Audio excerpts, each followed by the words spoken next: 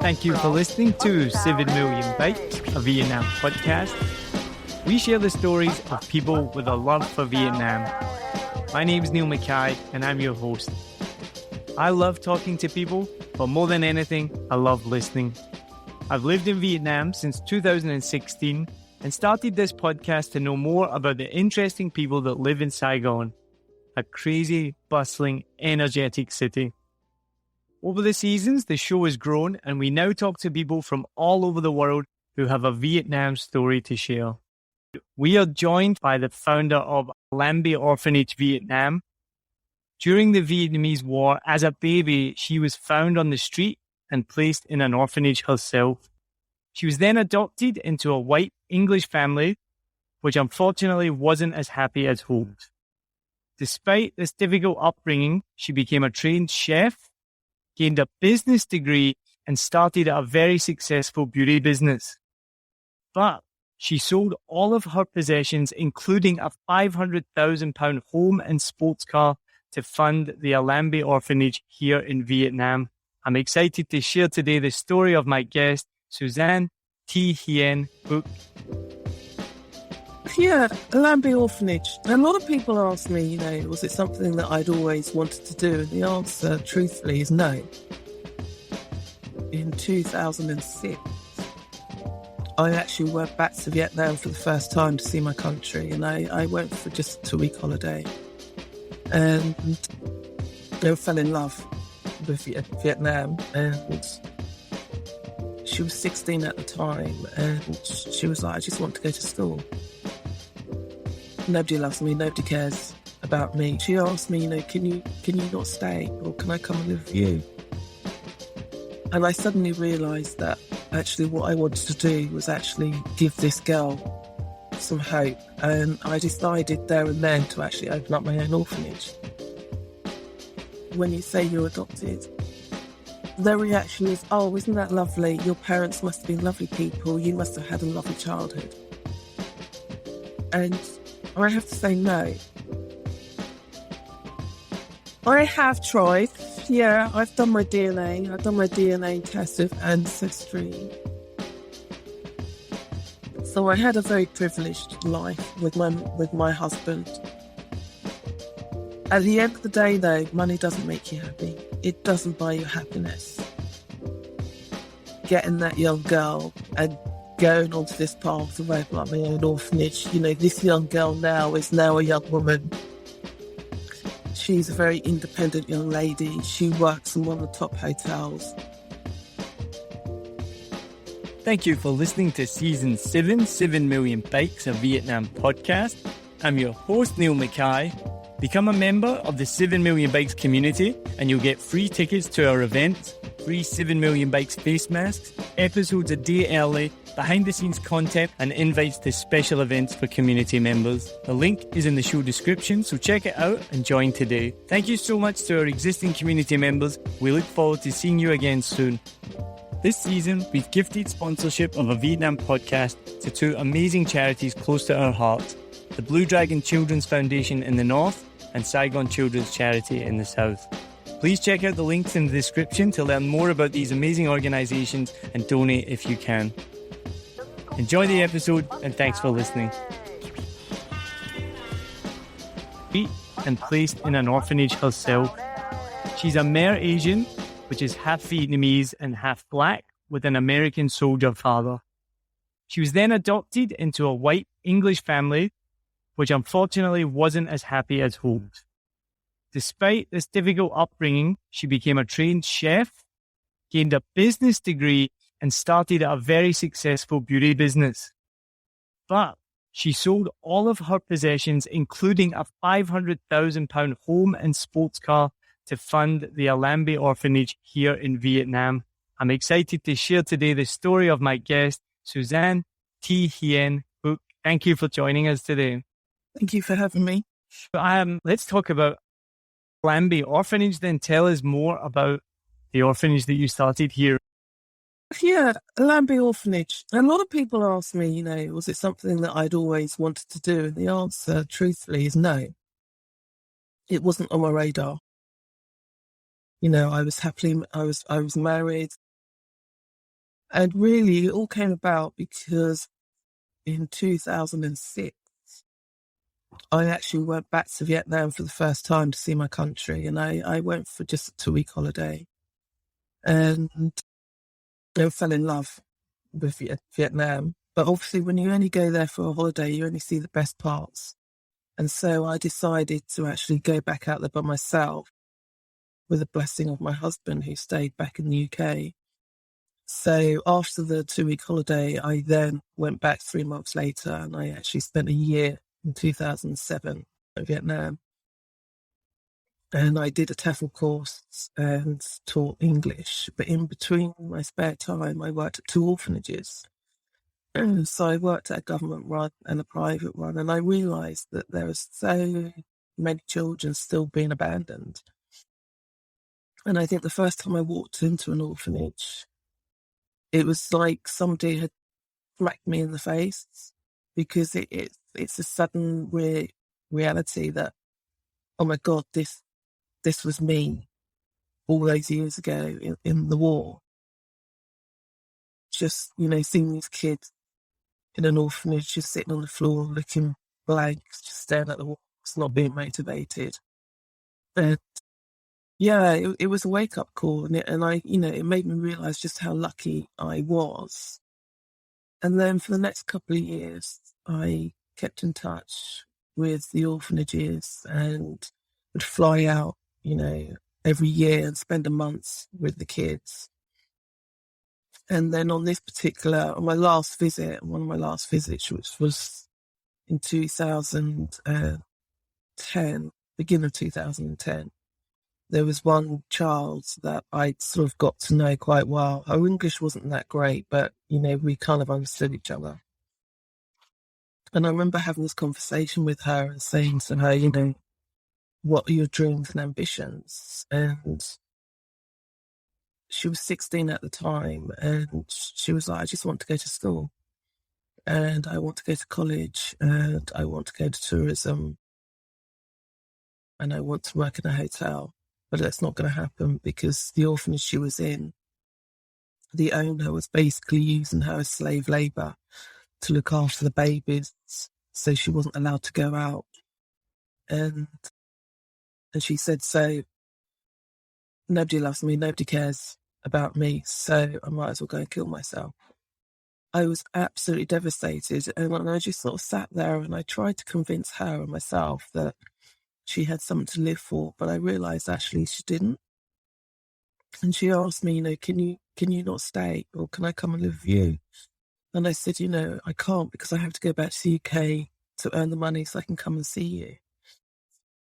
And, after that conversation, I was actually leaving the very next day to go back to the UK. And I remember saying goodbye to this young girl and trying to convince her not to do anything stupid. And I sat on that plane back to the UK.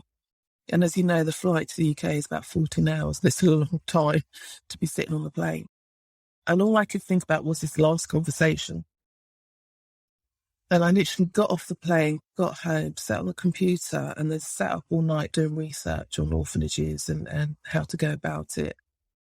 And I suddenly realised that actually what I wanted to do was actually give this girl some hope. And I decided there and then to actually open up my own orphanage. And then it was a case of, how do I go about it?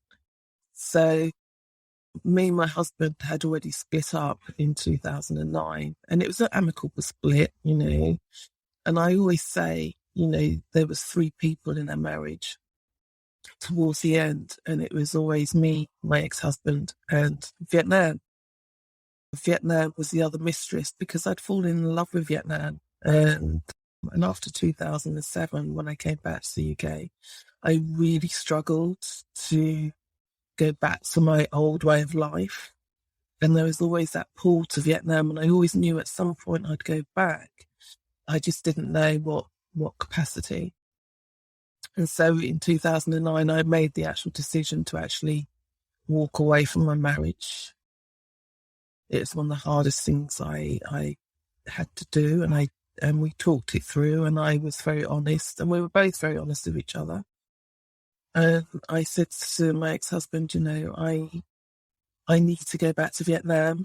I want to go back to Vietnam. I don't know as what I'm going to do, but I don't want to have to choose between you and Vietnam. I don't want to get to the point where I start to get resentful. And so I told him I wasn't happy. And so, we're very open and honest, and we both decided to walk away from each other. But it was still very important that we remain friends, which we have done. So as I'm sitting there, beginning of 2010, doing my research, I decided that I wanted to open up my own orphanage. And I could have done it a couple of ways. I could have gone down the NGO route, or I could have gone down the company route and got a corporate company to sponsor me. But actually, I decided if I'm going to do this, I'm going to do this by myself, the way I want to do it. And so the only way to do that was to actually fund it myself. So I remember phoning my ex-husband and asked him to come round because I was still living in the marital home. He came round and I sat him down and I said, look, I've just come back from Vietnam. And he was like, yeah, how was the trip? And I said, yeah, it was great, blah, blah. And I said, but I've decided I know what I want to do with my life now. And he said, what's that? And I said, I want to open up my own orphanage. And I've decided I'm going to fund it myself. And so I need to sell the house. And he was just like, okay, all right. And he's like, if that's what you want to do, let's do it. And that's, that was what my relationship with my ex-husband was like. We were very much still together, as in supporting each other. And so we literally, for about a month, we researched everything. I decided to sell the house and the home and car. So put that on sale. And then I literally flew back to Vietnam 4 weeks later just to see this little girl. And I told her what I was doing. I said, look, I'm actually going to come back for you. Give me 6 months. I sort of give myself a deadline, 6 months, I'll be back out. I'm going to get you removed from the orphanage now. And I'm going to support you. I'm going to get you into school. And that's what I did. So I got her removed from the orphanage. We got her into a little room and I paid for it and we got her into school. I then flew back to England, and then literally those 6 months were just a mad 6 months because it was like having to get a website up and running. I've got no idea how to do a website. So I literally just went on Facebook, on my Facebook page, and I said, does anybody know how to do a website? This is what I'm doing. And the thing is, I'm a very private person. So, I'd been supporting these orphanages for the last couple of years very privately. So to suddenly, have to sort of go onto Facebook and say, look, I need help because I'm doing this was a huge thing for me. And luckily, a guy came forward who was actually with another Vietnamese adoptee girl. He happened to be a web designer. And so we met up and he designed my website for free. And then he came on board, the charity as well. And it's just one of those things. It's like, bowling alley where you throw a ball down the alley and suddenly, you have this idea and then suddenly everything clicks into place. You get a strike and suddenly all these people come forward and it's kind of like, we want to support you, we'll help you.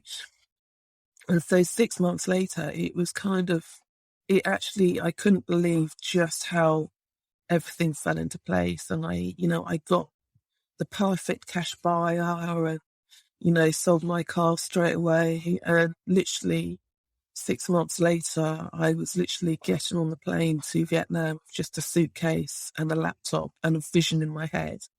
Because there is only so much you can do of planning.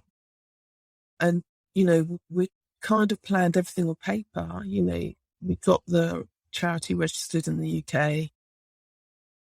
I'd done a lot of media and press, which came as a surprise to me because I really didn't think anybody would be interested. And suddenly I was catapulted into the sort of media forefront, which was quite daunting. And again, that came about because I was selling my house. And suddenly, my estate agent put this sort of ad in the paper saying, mad English woman decides to sell house. to go and open up an orphanage. And then a media girl who just lived in the same area saw it and then contacted me and said she worked for ITV and could she come and interview me? And I was like, ooh. And then it just snowballed from there. And so, suddenly, I was kind of in the press. And for me, that was quite daunting.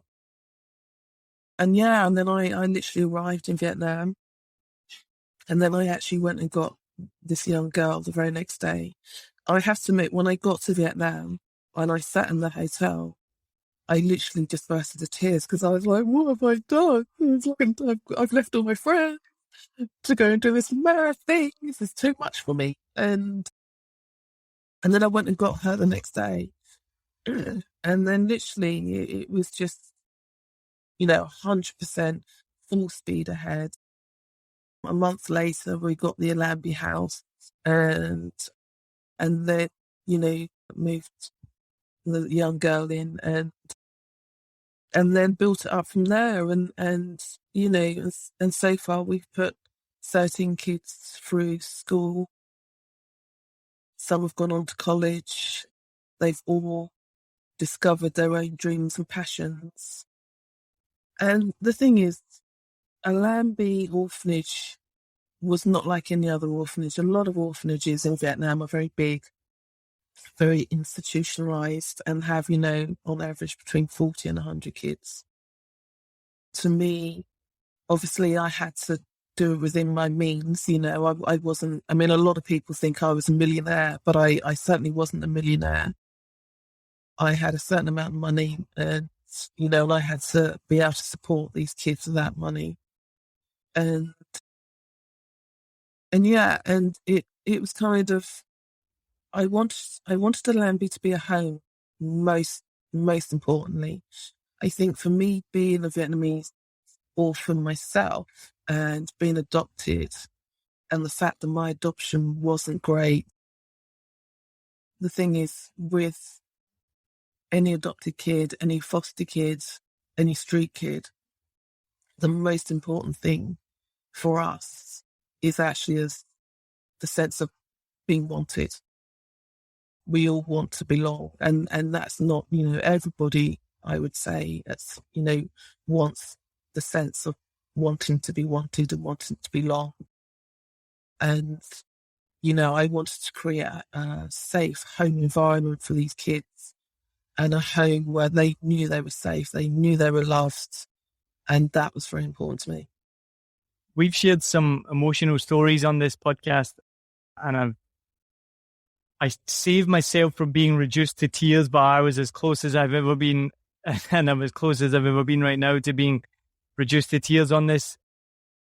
It's really beautiful, and your story of this girl that you're helping, I'm not going to lie, I thought I was going to go in a different direction. That's partly why I was in tears there. I was like, oh my God, please tell me this girl is okay. So the fact that you were able to get back and help this 16-year-old that was being basically treated like a slave is beautiful. So that's incredible. Unbelievable story. So we've touched on it a little bit. Do you want to go back and then share with our listeners, if you feel comfortable, about your adoption and what happened after being, as I said in the introduction, you were found on the street after the war? We'll be right back. Join pilot and adventurer Fernando Pino as he takes you on journeys to discover exciting destinations across the UK and Europe. You'll fly with him to hidden gems and experience local culture, from bustling streets to serene hideaways and the best places to eat, sleep, and play. Travel Plans is more than a podcast. It's your ticket to exploring the world and its history with a friend. In this episode, we are flying to discover a beachside paradise perfect for the whole family. Discover golden sands, activities galore, and even free childcare so you get your own break too. Why am I still here? Yeah. The thing is, a lot of people, when they find out I'm adopted, and I think this is a reaction to most people when you say you're adopted, their reaction is, oh, isn't that lovely? Your parents must have been lovely people. You must have had a lovely childhood. And I have to say no, because to me, adoption is very much like a lottery ticket. You don't know the family you're going to. So you get this ticket and you're either going to get the golden ticket and you're going to get an amazing family, or you're going to get the booby prize and get a terrible family. Sadly for me, I got a booby prize. Now, I was born in 1969. Not even sure if that's actually my actual year. Because the thing is, I was born in the height of the Vietnam War. I was found quite young underneath a bush as a baby by a policeman. This is what I've been told, by a policeman, and taken to the nearest orphanage in Saigon, which at the time was called Hoi De Can. The orphanage itself is still there. It's now actually the home for the blind people, where they do blind massages. And the buildings are being used exactly the same. But in the war, it was actually called Hoi De Can. And because I'm mixed race, you know, as we all know, the Vietnam War, the Americans got involved. And, you know, in war, there's always casualties. There's deaths, injuries. And the Vietnam War, the other casualty was actually orphan children. And with the mixed race children, we weren't actually wanted, because with mixed race children, obviously our skin is darker, our hair is different. And, you know, some Vietnamese saw the Americans coming in as not a good thing. And so everything connected to the Americans was seen as bad. And, you know, there was a lot of children that were produced in the war. And for us being in the orphanage, we were always the last to get food. We were always the last to be looked after. Luckily for me, some English nurses were connected to a religious organisation, came to Vietnam in the war and actually started to look after us children. Realised there's loads of children here that have been orphaned. And so they sent word back to the UK saying, you know, these children need to be adopted. Now, when you're found on the street, you know, I was literally found on the street, taken to the orphanage. I was weighed. I was given a birthday. I was given a name. And that was my identity. So up to this day, I still don't know my real birthday. I still don't know my real name. And that's something that I have to live with. And that's very hard, because when you don't know your own identity, you really don't know who you are. Also, the fact that I don't know how I was conceived. You know, I was either conceived by love from a Vietnamese woman to an American soldier. My mother was either a prostitute and got pregnant, or my mother was raped. And those are the three scenarios. And I'm being very brutal here, because I have to be very realistic with me and my background. And so that's something I've had to live with. So when I got adopted, it became very big news in the UK. And my adopted parents were linked to this religious organisation. So they came forward and said they want to adopt a Vietnamese girl. It all went through, took a couple of years. So I actually arrived in the UK in 1972 at the age of 3. Now, I can't actually remember my arrival. I was in the newspapers because I was met at Gatwick Airport, so there's photographs. And again, the media interest. And growing up, my adoptive parents were both white. My dad is Irish and my mother's English, and they had 2 kids of their own. And then they adopted me. And then a year later, they actually adopted another Vietnamese baby from a different orphanage. But growing up, my parents were very religious, and I would say fanatical, to the point where they were, in my mind, religion was everything to them. And so growing up for me was very, very hard in a religious environment. My mum was very much in control of the house. And growing up, all my siblings turned to Christianity and became born-again Christians. And for some reason, I didn't. I just kind of rebelled against it to the point where my mum in public would call me Suzanne, because that was the name that they had given me as my English name. At home, I was called the devil's child. And every time I was naughty, every time I upset her, it was literally, you are the devil's child.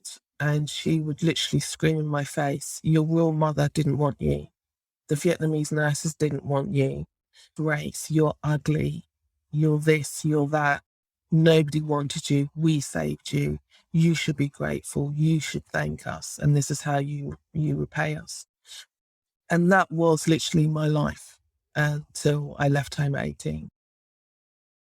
A lot of the time, my mom would hit me, would often not feed me. And it wasn't until years and years later that I realised that it was actually child abuse that I went through. But the thing is, when you grow up in an environment and you're sheltered from the outside world, because I wasn't allowed to mix with non-Christian religious people. So my environment was very enclosed. And it wasn't until I left home at 18 that I sort of saw the bigger world from the outside, and it was an eye-opener. But those years with my adopted parents were horrific, and I'm not going to go into detail as to how horrific, but that's basically the gist of it. And so, for me, my adoption wasn't great. I never felt, in fact, my mother never told me she loved me. She only ever hugged me once in my whole life, and that was when I was age 21 when she did finally hug me. And because she'd never hugged me before, I didn't know how to react. And at the age of 21, to finally have your mum hug me, and I still don't know to this day why she did it. But, with my other siblings, she treated them differently because they had given their life to God and they were Christians, and so they were the chosen ones and they were special. And whereas I, on the other hand, didn't. And it was kind of, she tried every single way to sort of make me become a Christian. And every single way I rebelled. And even though, my life would have been far easier if I had just conformed.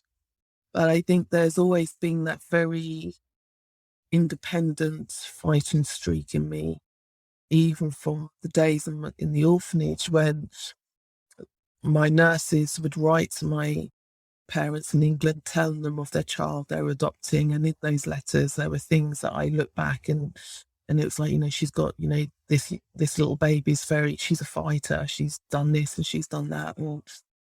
And so I have always been very truthful with myself to the fact that I won't conform just to make other people happy. And so if it means I'm standing on the outer circle, then I'd rather do that. And I always say that I am unique. I don't want to be a copy.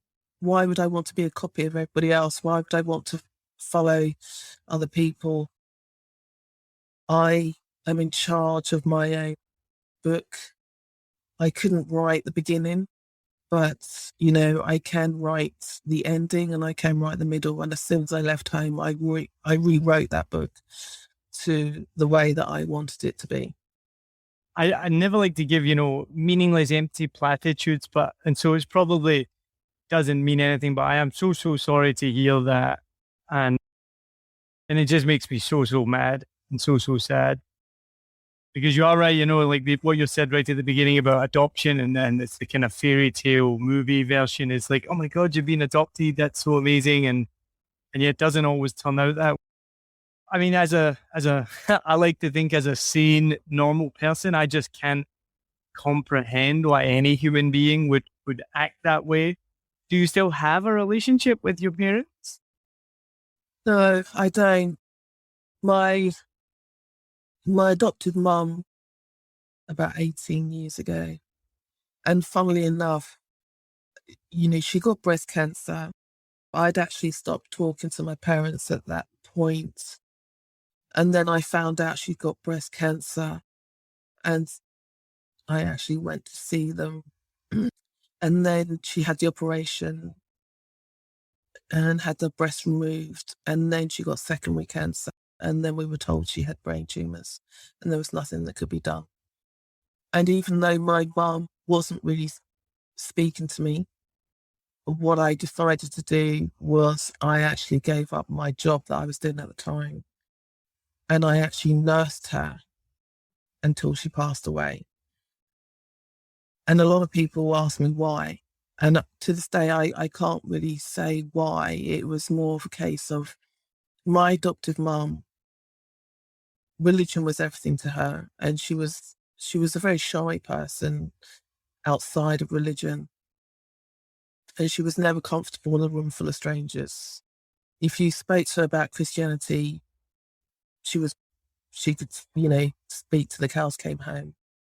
And so for my mum, I just didn't want her to die in a room full of strangers. And because she had these brain tumours and her body was shutting down, I got her moved to a hospice. And yeah, and so for about 4 weeks, I went in every day. I fed her, I washed her, sat with her. And you could see that her brain was like shutting down slowly. And when, when it comes to somebody dying, that they do say to you, do you want to be there?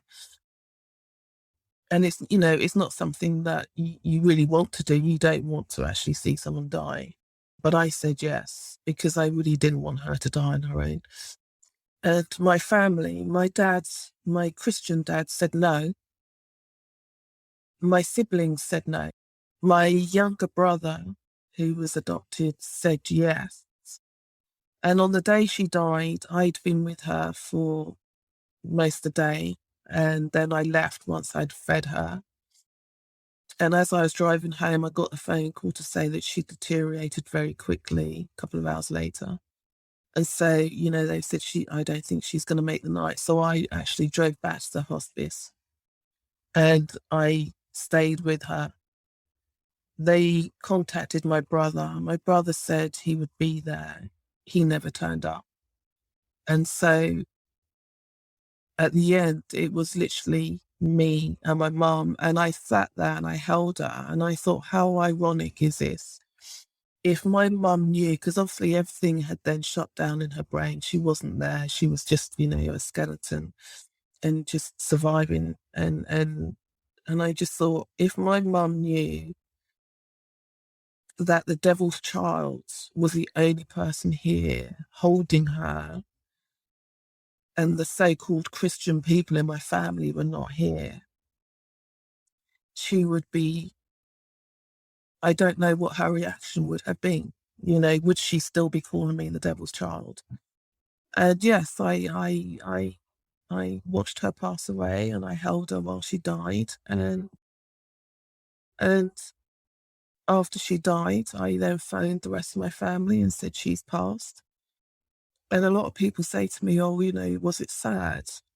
And yes, it was sad, but not in the reasons that you would think. It was sad because I knew that she died and I knew that she died not.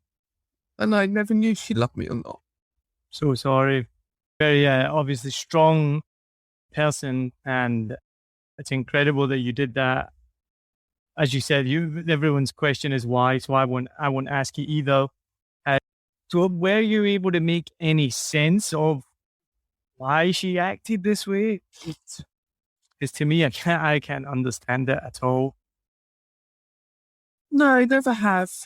I mean, after my mum died, I didn't speak to my adoptive parents, didn't speak to my dad, and didn't really speak to my brothers and sisters after that. at the funeral, a lot of people saying, oh, you must miss your mum. And I said, no, I don't. I said, because she was never the mum that I had wanted. You know, she's not the mum that you envisage as adopted child. You know, as you say in the Hollywood films, like Annie and that, you know, they go off and they find their parents and they live happily ever after. That didn't actually happen with me. And so I'm always honest with people and say, no, I don't miss her. I feel very cheated at the fact that she was never the mum that I wanted her to be, that she should have been. And that for her to actually admit she loved me, I would have to conform to her way of thinking. And that to me is not love. And so for me, with my Allambie orphanage kids, it was very important to me that they knew that I loved them unconditionally. And that no matter what they did, I would always be there for them and I'd always love them. I always made sure I told them they were beautiful, they were handsome, they were clever. Even when they failed their exams, I was like, that's okay. You know, I'm still proud of you. You tried your best and I still love you. And so, you know, maybe next time, let's just try and aim for 1 point, you know? And that to me was very important because what I did with my Allambie kids was I literally did everything with them that I had wanted from my adoptive parents. And so I took that idea in my head and I transported it and put it into reality. And you know, in these Hollywood movies, you see the mum dancing with hairbrushes around the kitchen and stupid things like that. And that is exactly what we did at Allambie. You know, it was a very happy place. You know, I'm not saying my kids were angels because they weren't. You know, when when you've got 13 kids from different backgrounds with their own issues from their past, at times it was hard. And then other times, you know, the house was just full of laughter. And that to me was very important. And so after my mum died, I kind of stopped beating myself up about, you know, why did they do this and why did they adopt me? And just realised that actually, I don't know, you know, that answer died with her. And my dad, I didn't speak to. So I just decided that actually, do I really need that answer? You know, I know who I am. And I know the people that are in my life that love me for who I am. And these are my friends and other people that I kind of adopted as my own parents. And that was enough. That's an amazing viewpoint, and it's amazing that you can find that after going through such a traumatic, you know, upbringing. And again, I'm just so sorry that you had to do that. You know, on a personal level, obviously, I hate that we're all such selfish human beings, but it makes me think about myself. It makes me realize even more what an amazing upbringing that I had. You know, like any kid, I had tough times. We didn't have the most money and things like this. But I guess your description makes me realize you don't realize what the opposite could be. So you have that. And so maybe anyone listening might realize this. Well, it makes me want to call up my mom and be like, yeah, thank you. So yeah, I can't imagine. And it's amazing that you've able to turn that round into something so positive with the orphanage. I was going to ask earlier, so you went to Vietnam for the first time 2007, you said? 2006. 2006. What were your opinions then of Vietnam before 2006? Before 2006, to be honest, my opinion of Vietnam was very negative because of my upbringing. I was ashamed that I was adopted. I was ashamed that I was Vietnamese. I was ashamed that I was half black. I was ashamed of my skin colour. And so, you know, when I was growing up, when I left home, I didn't really tell people that I was adopted.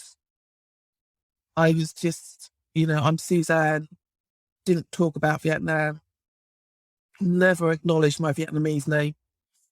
Because when you're in that environment and you're growing up and you're being told, like, no one wants you, you're ugly, you're mixed race. And you actually start believing that you are ugly, you are stupid, you are this, you are that. And so when you've been ingrained for years and years of that, and your self-esteem and your confidence is very low, because of that, I went into relationships with an understanding of I wasn't worthy. I wasn't worthy of love. I wasn't worthy of nice things. And, some relationships were very abusive. And even though for years, even though when I left home, I was still trying to get my mum and dad to love me. And I tried and I tried and I tried. And so for me, growing up, Vietnam was never a good thing. Never. And then after my mum died, I felt that I was released from that. And then I decided to actually go and see Vietnam for myself. And I was very apprehensive. And I also thought that there would be people that looked like me. Because the thing is, when you grow up in a white environment, I went to a white school. And in those days, it was like there was one Asian, one Chinese, one black, and it was very white dominated. My whole life, within the church was very white dominated. And so I grew up with a very confused identity because I didn't know if I was, what do I call myself? Because I'm not white. And it's quite obvious I was different from my adoptive parents and family. And I'm not Asian looking, but I'm also not black looking. And so I didn't know what to call myself. And so when I went to Vietnam for the first time, I assumed that I'd get off the plane and there'd be loads of people that looked like me and I would finally feel that I belonged somewhere. Got off the plane, walked out into the heat that suddenly hits you. You're like, yeah. I remember that first time as well, yeah. And then you just see these rows and rows of Vietnamese people waiting at the airport. And I literally scanned all their faces and no one looked like me. And I felt a huge disappointment because it was suddenly a shock of reality that still no one looks like me. And that 2 weeks, it was an emotional journey because I actually went and visited my old orphanage, which was called Allambie. Because I was in 2 orphanages. I was in Hoidicam first and then moved to another orphanage for preparation for the flight to the UK. And that was called Allambie. And when I went back to Vietnam in 2006, it was just, I don't know, it was like this magical place that had always sort of been in the back of my mind. And it was a place that I was born, and it was a place that had a huge part in my beginnings, but I actually knew nothing about it, couldn't remember anything about it.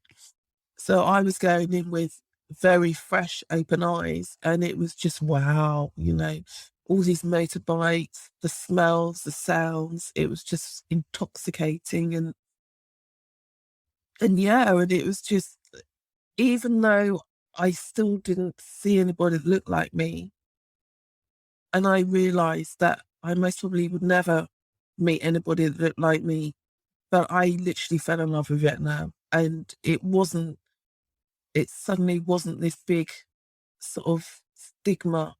And so that's why I decided to go back 3 months later to actually live there, because for me, I needed to understand my background. I needed to try and come to terms with it. And so that's what I did. That year that I lived in Vietnam, I immersed myself in the Vietnamese culture. I made sure that I didn't live in an expat area. I lived within the Vietnamese areas so that I could understand Vietnam. I could understand their culture. I slowly made friends with Vietnamese people who I still am friends with even now, all these years later. And I can honestly say that year I went on an emotional roller coaster of feelings, of discovery of myself. And at the end of that, I actually came to terms with my past. And I was actually really proud to turn around and say, do you know what?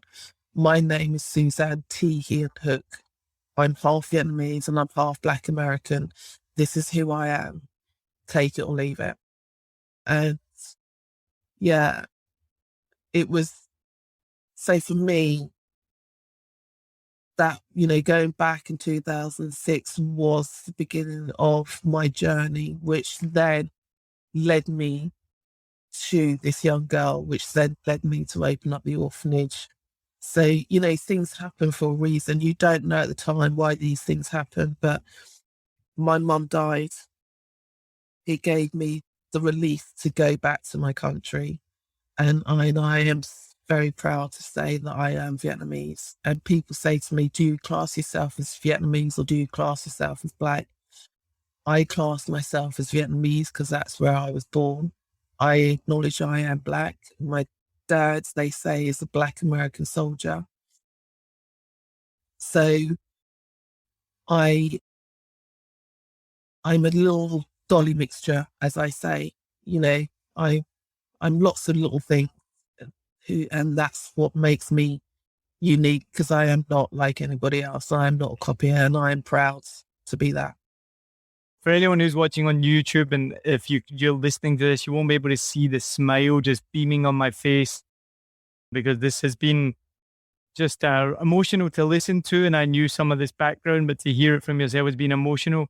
But to hear you say there so proudly and so strongly, my name is Suzanne Thi Hien, and accepting who you are, that's just amazing to listen to you say that and to hear the strength in that. And obviously to hear that it must have been such a cathartic experience to come here. And I'm glad that you've had that and you've been able to deal with it in that way. So yeah, that is just amazing. I could just hear the strength in your voice there saying that.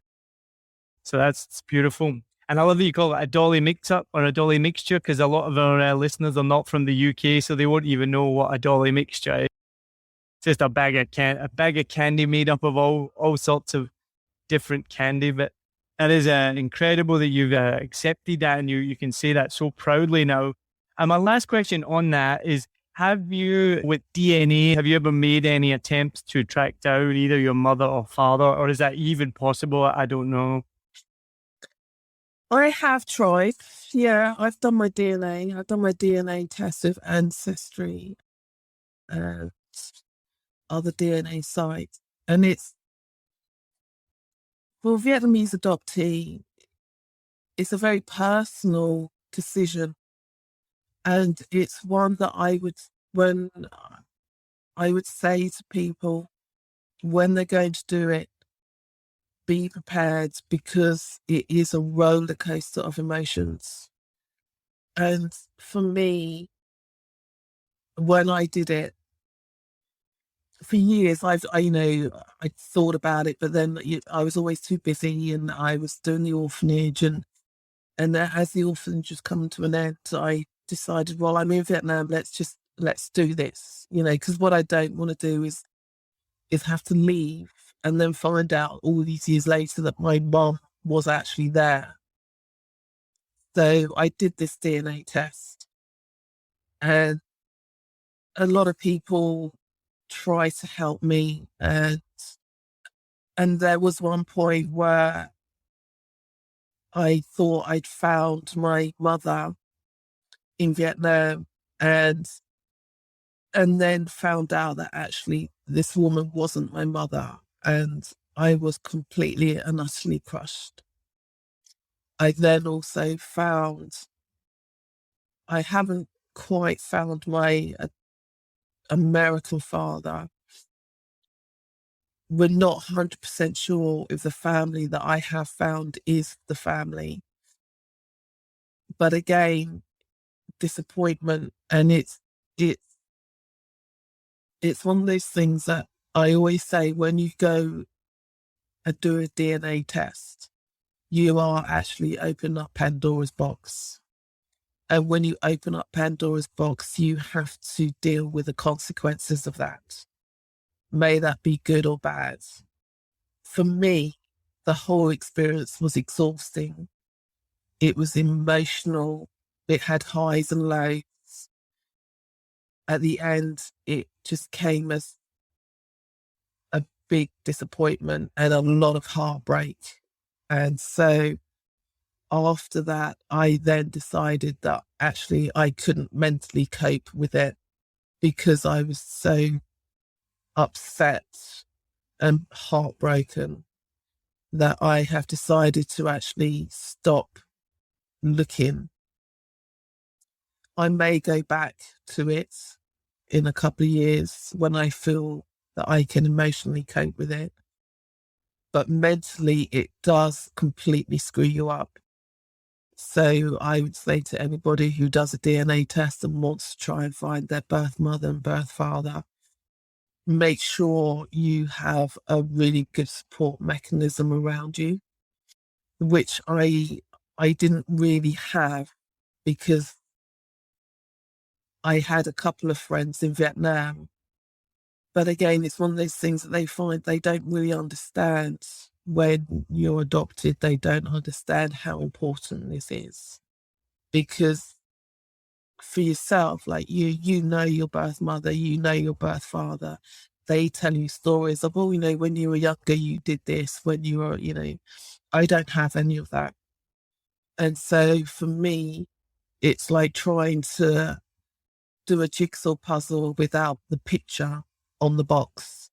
And you are just picking up pieces and trying to see if they fit. Sadly for me, none of the pieces fitted. And so I still have this box with no picture. And maybe one day when I'm strong enough and mentally I can cope with it, then I may go back to it. But right now, no.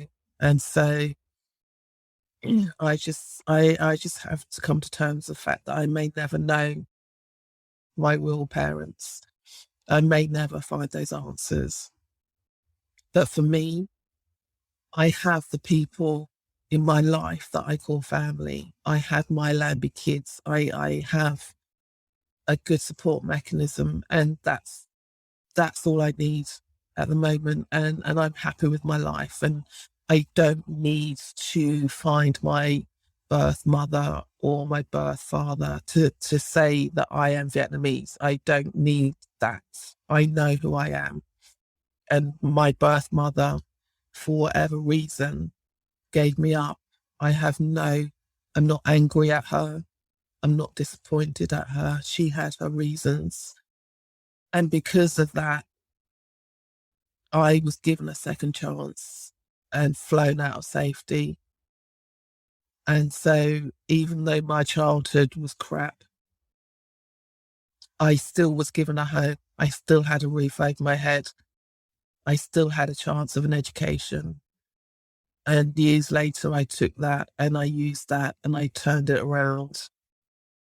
And so for that, I am grateful for my Vietnamese mother leaving me, because if she hadn't, I don't know where I would be.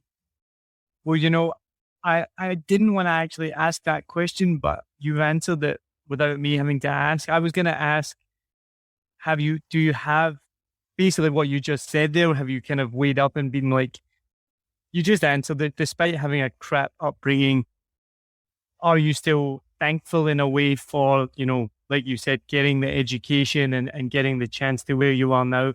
So thank you for answering it without me asking, because thank you so much for sharing this story. I can't imagine how tough it is to come on with some random Scottish guy that you've never met and share this story and with our listeners. And I know they will be really, really grateful to hear this. As I said, it's something that was never intended, but this season and over the last couple of seasons, it's becoming more and more to the forefront on this podcast as we speak to more and more people. And similar to, like you said yourself about you kind of going back there and going back to Vietnam and reconnecting with your roots, this is something that we're finding out through this podcast and just through general life. that's becoming a really common path now for kind of first generation Vietnamese children whose families left either because they were Vietnamese boat people or because they were, they left after the war, or for whatever reason they left the country. Their parents are Vietnamese, but they were born in another country. So obviously UK, Germany, Switzerland, America. We've had all these people on the show, and a lot of them come back to Vietnam because they want to reconnect with their roots. So even though they didn't have the same path as you and weren't adopted, they were still born and brought up in a different country and knew they were Vietnamese, but didn't really know what that meant. And so came back. And the common thing that I hear from all of these guests that come on is their parents are just like, why are you going back to Vietnam? Because, they left and they can't understand why they would want to do that. But it makes complete sense why you would want to reconnect with your roots. And it's so amazing to hear that you did, and you're proud of that, and you're proud Vietnamese. So again, thank you so much for sharing this. I remember years ago when I first came here in Vietnam, I was talking on Reddit in a comments thread about being in Vietnam. And some guy asked me this question, and it was from a good place, but it seemed like the most ignorant question ever. He went, oh, do you see lots of like Amerasians when you're over there in Vietnam? And I'm like, dude, the war was like 50 years ago, man. Like, how many people do you think are walking Amerasian? And it's, I think, just because for Americans and whatnot, the Vietnam War is still so fresh that they think that's life here, whereas life moved on a very long time ago. Yes, I mean, the thing is, with the Vietnam War, there are still lots of Amerasians in Vietnam. And after the Vietnam War, when the North finally captured the South, the orphanage were all closed very, very quickly. And the children that weren't adopted, especially the Amerasians, were kind of dumped on the streets.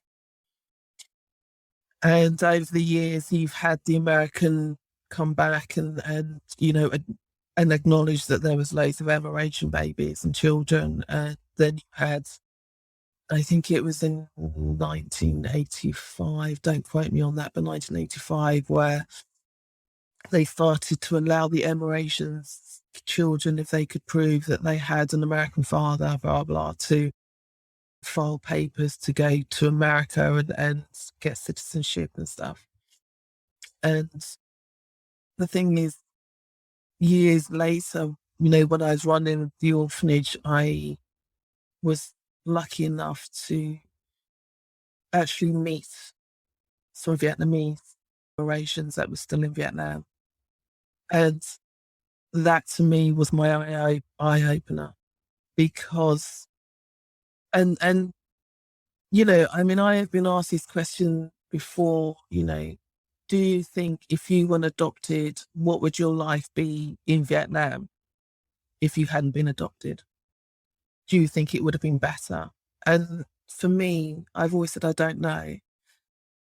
I finally got those answers years later when I met the Amerasians. And, I talk a lot about a sense of belonging, because for me, that's very important. Because I don't really belong in the Black community. I don't really belong in the Vietnamese community. I certainly didn't belong in my family, because I don't look Asian, I don't look Black, I don't look white. And it's kind of, where do I go? This opportunity came where I was suddenly, sitting at a wedding in this room full of Amerasian children, adults now, from the war, all various ages. And I literally sat there, and it was like all various shapes. But there were people that looked a bit like me. Not exactly like me, but they had the darker skin tone. They had it was literally this room full of Amerasians, all different colours. And I sat there and I listened to their stories, and I listened to the way they were treated after the war, the heartbreak they had to go through, the treatment that they got. And I sat there, and they all said to me, and the one thing that I got from them was they all called themselves American. They all classed themselves as American.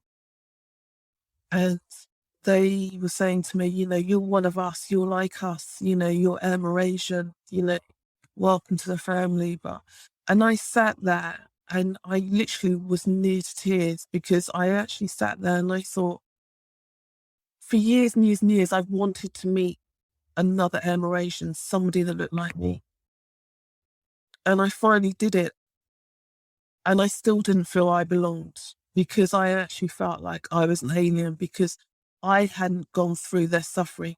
I know that my adopted parents weren't great. I know I had a really shit childhood and blah, blah. But when I listened to their stories, theirs was 10 times worse. And I sat there and I was just thinking, I'm not like you. I haven't suffered the way you have. I haven't been rejected by my own country. I haven't been rejected. I haven't been rejected to the state where I have to go and sell my blood to get food. I haven't got to the stage where I have had to live on the street. And I felt like a fraud. I honestly did. And I was so near to tears, because I didn't know how to deal with it. And the fact that they class themselves as American, and they all saw America as the land of hope and glory, and they didn't want to be known as Vietnamese. They were, we are American. And it's very funny, because when you look at documentaries about the Vietnam War, from the American side, they call it the Vietnamese War. From the Vietnamese side, they call it the American War. And so for me, I'm just like, well, what do I call it? Do I call it the Vietnamese War? Do I call it the American War? And to this day, I still don't know. I say I was born in the Vietnam War, and that my dad is Black American soldier. That's all I know. And so I acknowledge the American side, I acknowledge the Black side, but I also acknowledge the Vietnamese side. And I look at these Amerasians, and they've all come through the other end. They are making lives for themselves on different levels. But I know that actually being adopted I was saved. And those nurses that flew out in a war zone saved my life. It wasn't my adoptive parents that saved my life. I always say that. I always say it was actually the nurses that saved my life and gave me that second chance. And so to me, it was very important that I give something back, because I think in society, we are all very selfish at times on different levels, and we are all very materialistic at times on different levels. And I didn't realise really how materialistic I had become over the years, because I was married to a man that was very high up in a company. My lifestyle was very, I suppose, privileged, to the point where I would fly first class. I lived in America for a year. I would travel to the south of France for my winter wardrobe. I would travel to New York for my summer wardrobe. I owned 300 pairs of shoes. We had a cleaner in our house. I drove a Mercedes convertible. So I had a very privileged life with my husband. At the end of the day, though, money doesn't make you happy. It doesn't buy you happiness. And for me, I realised I actually wasn't happy when I lived in Vietnam in 2007, and I realised actually all this money doesn't make you happy. I could die tomorrow, and what am I going to do with it? And so for me, after hearing and speaking to this young girl, I just decided, there is nothing stopping me.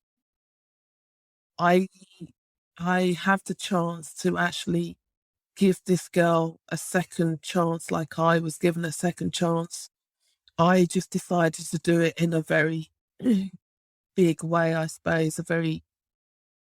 I'm one of these people, when I get an idea, I just jump straight to the deep end, and then it's either sink or swim.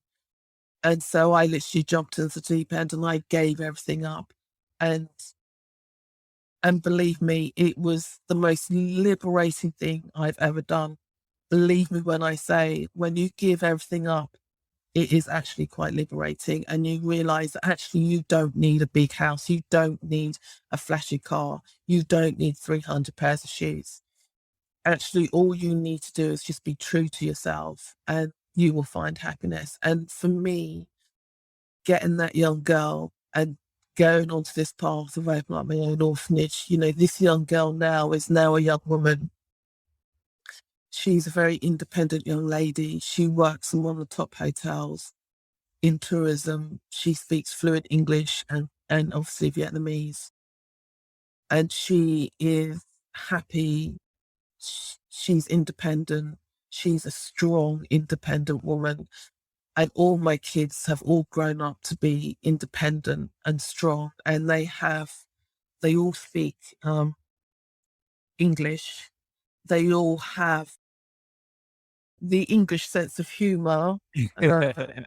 And they're all, and I am just so proud of them, really proud of them. And they are true to themselves. And as I say to them, we can't do anything about our past, but you're in charge of the pen now and you can change the future.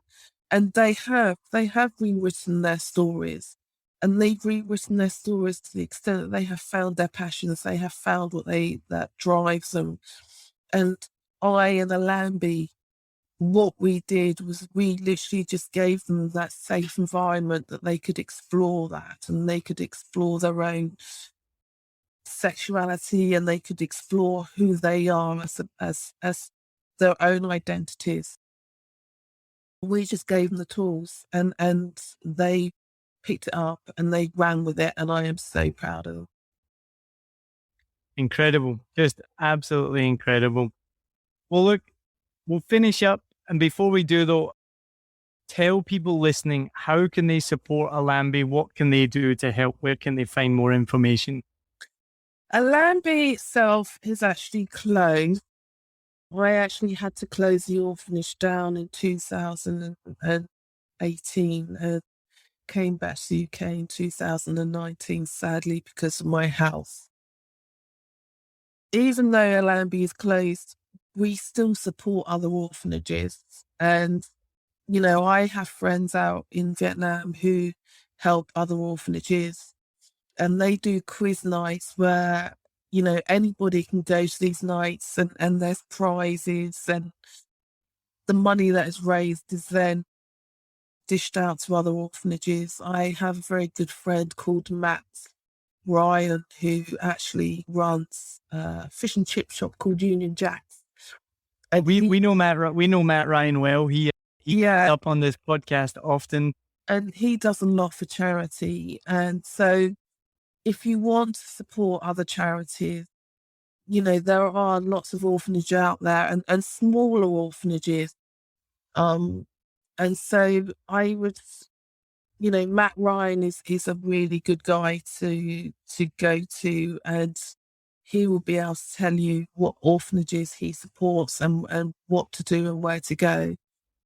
And so for me, with Allambie, we still have kids going through the system, but we have enough money to get them through to college. And so the money that we have now, we actually still look after other orphanages.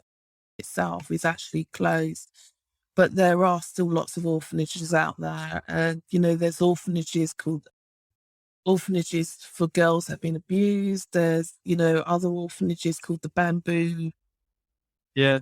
So I didn't actually tell you. So my career is in charity and fundraising, and that's what I did for a few years here in Saigon. I worked for a school where we did the kind of charity program for the school. So I've worked with many of these organizations. So there's Green Bamboo, there's Little Rose in D7.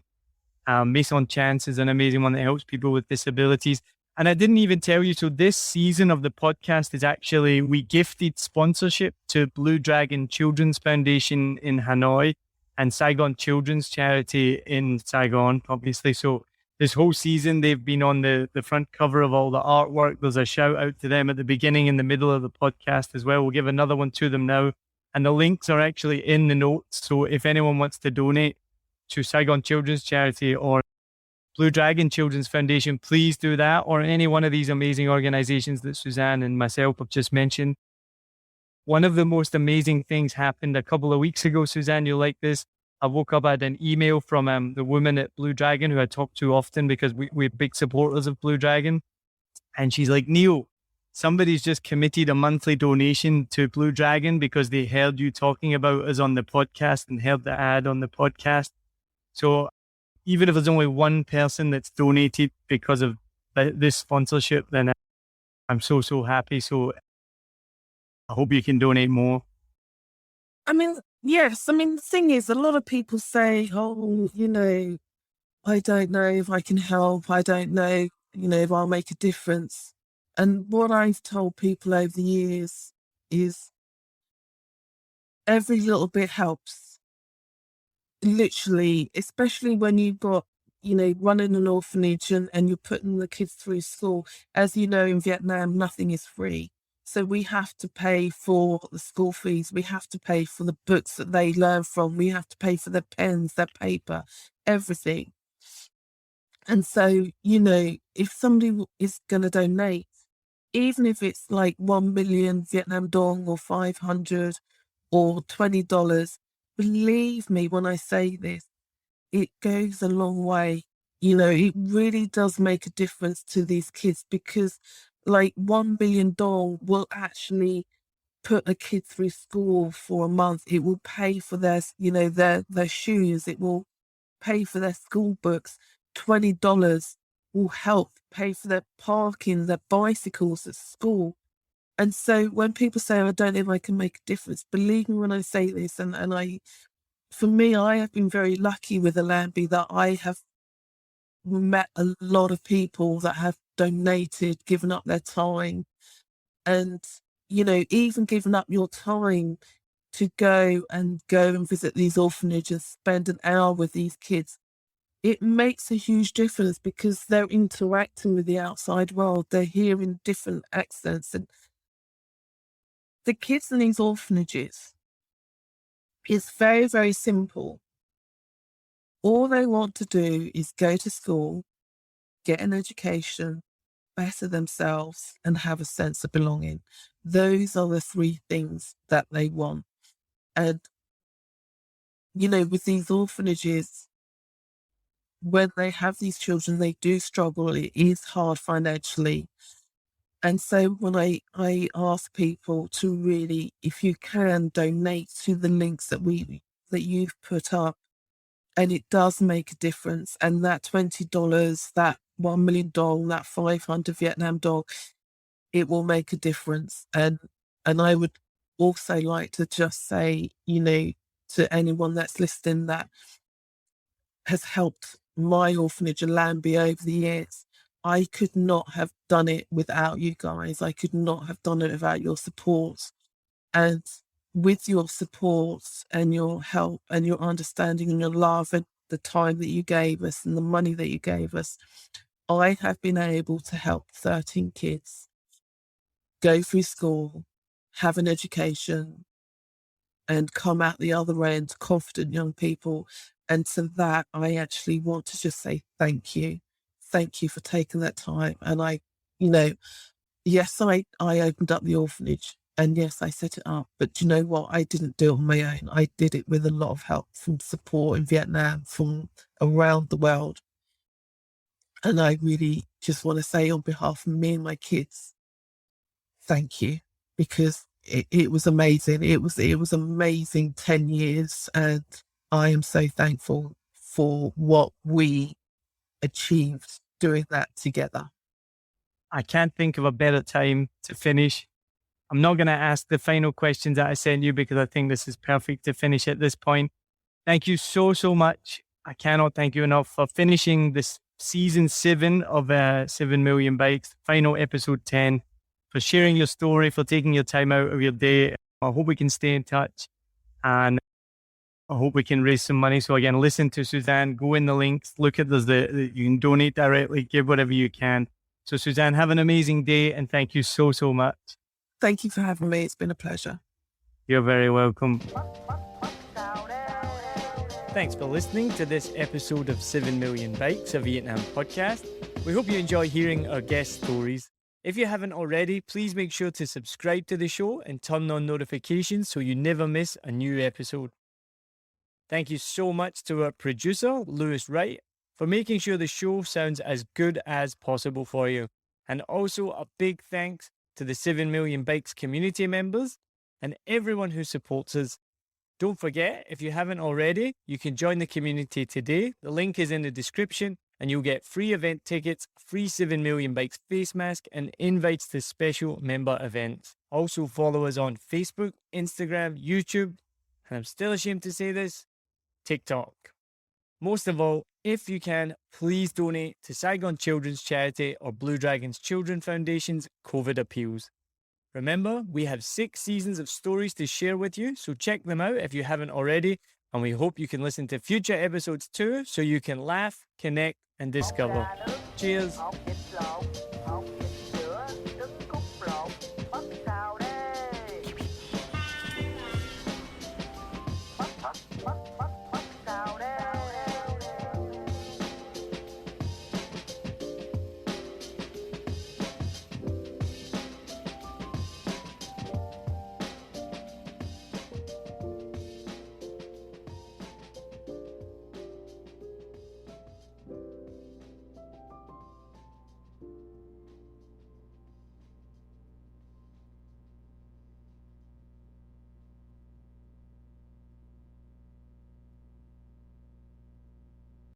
I hope you enjoyed this episode.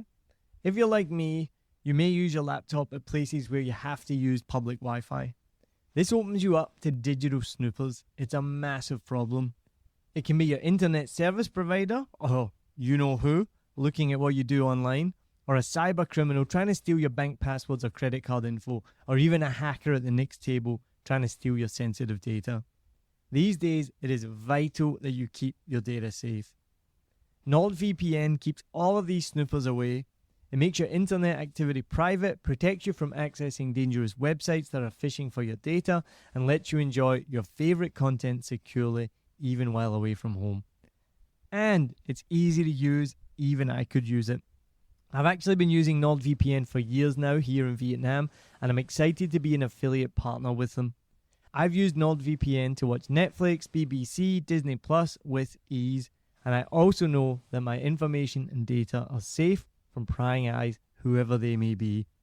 Join now and you'll get 68% off and 3 months free when you go to my link, nordvpn.com/SMB. Just again, for those hard of hearing, nordvpn.com/SMB. The link is also in the show notes. I know nobody checks them out, but go check that out and you can get the link from wherever you're listening to this podcast. As an affiliate partner, it also means that I will get a small commission when you sign up, but at no extra cost to you. So not only will you be getting a great deal through 7 Million Bikes, you get a great VPN and you'll be supporting 7 Million Bikes podcast. Stay safe online and enjoy the shows you love. Any questions, just let me know. You know how to get in touch with me. And thanks for listening to this show. Cheers.